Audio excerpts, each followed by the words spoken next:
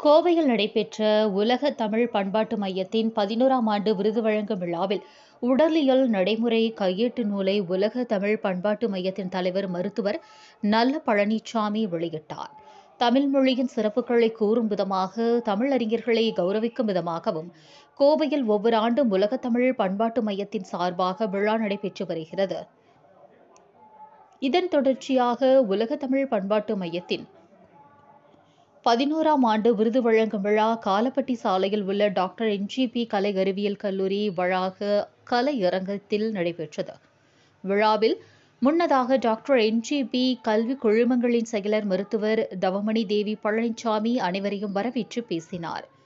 தொடர்ந்து நடைபெற்ற விழாவில் மருத்துவர் ரேஷ்மி ராமநாதன் எழுதிய உடலியல் நடைமுறை கையேட்டு நூலை உலக தமிழ் பண்பாட்டு மையத்தின் தலைவர் மருத்துவர் நல்ல பழனிசாமி வெளியிட்டு தலைமையுரை ஆற்றினார்.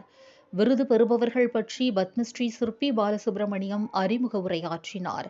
நிகழ்ச்சியில் தலைமை விருந்தினராக வேலம்மாள் கல்வி அறக்கட்டளையின் தலைவர் எம்.பி. முத்துராமலிங்கம் தமிழ் அறிஞர்களுக்கு விருதுகள் வழங்கி கௌரவித்தார்.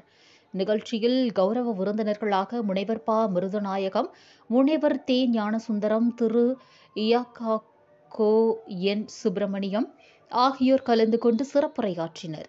நிகழ்ச்சியில் பிரபல பட்டிமன்ற பேச்சாளர் முனைவர் பாரதி பாஸ்கர் கலந்து கொண்டு வாழ்த்துரை வழங்கினர். விழாவில் எழுத்தாளர் வண்ணதாசன் பெரியசாமி தூரன் படைப்பாளர் விருதையும், முனைவர் ஆ. பாண்டுரங்கன் உ.வே.சா. தமிழறிஞர் விருதையும், முனைவர் தாவி வெங்கடேஸ்வரன், டாக்டர் நல்ல பழனிசாமி பிற துறை தமிழ் தொண்டர் விருதையும் பெற்றனர்.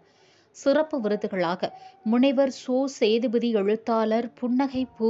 ஜெயக்குமார், திருமதி சூலூர் ஆனந்தி ஆகியோருக்கு வழங்கப்பட்டது. நிகழ்ச்சியில் இறுதியாக உலக தமிழ் பண்பாட்டு மையத்தின் மதியுரைஞர் பெ. இரா. முத்துசாமி நன்றி உரை வழங்கினார்.